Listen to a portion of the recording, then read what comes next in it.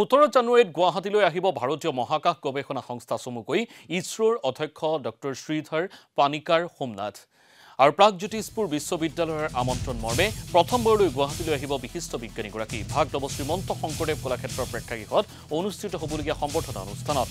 অংশগ্ৰহণ কৰি ছাত্ৰ-ছাত্ৰীসকলৰ সৈতে মত বিনিময় কৰিব বিজ্ঞানীগৰাকীয়ে এই অনুষ্ঠানত অংশ ল'বলৈ ইচ্ছুক ছাত্ৰ-ছাত্ৰীয়ে বিশ্ববিদ্যালয় কৰ্তৃপক্ষই মুকলি কৰা ৱেবছাইটৰ জৰিয়তে নাম পঞ্জীয়ন কৰিব পাৰিব। সোমবাৰে গুৱাহাটী প্ৰেছ ক্লাবত এক সংবাদমেলযোগে এই কথা সদৰি কৰে প্ৰাগজ্যোতিষপুৰ বিশ্ববিদ্যালয়ৰ কৰ্তৃপক্ষই। সংবাদমেলত উপস্থিত থাকে উপাচাৰ্য অধ্যাপক স্মৃতি কুমাৰ সিংহ,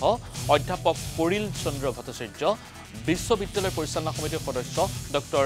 জগদীন্দ্ৰ ৰায়চৌধুৰী।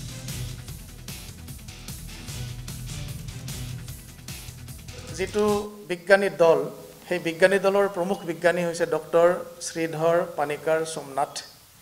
ডক্টৰ শ্ৰীধৰ পানিকাৰ সোমনাথ চন্দ্ৰযান 3ৰ পিছৰে পৰা আমাৰ বিশেষকৈ ছাত্ৰ-ছাত্ৰীসকলৰ মনত এটা আইকন হৈ গৈছে, এটা প্ৰতিমূৰ্তি, এটা বিজ্ঞান মনস্কতাৰ উৎসাহৰ অনুপ্ৰেৰণাৰ এটা প্ৰতিমূৰ্তি হিচাপে প্ৰতিষ্ঠিত হৈছে।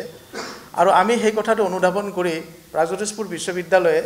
সেইগৰাকী ব্যক্তিক ছাত্ৰ-ছাত্ৰীসকলৰ সৈতে আমি মুখামুখি কৰাই দিবৰ কাৰণে আৰু তেখেতৰ যিটো অভিজ্ঞতা সেই অভিজ্ঞতাখিনি যাতে ছাত্ৰ-ছাত্ৰীসকলৰ মাজত শ্বেয়াৰ কৰিব পাৰে আৰু ছাত্ৰ-ছাত্ৰীসকলেও তেওঁক দুই এটা প্ৰশ্ন সুধি তেওঁলোকৰ যিটো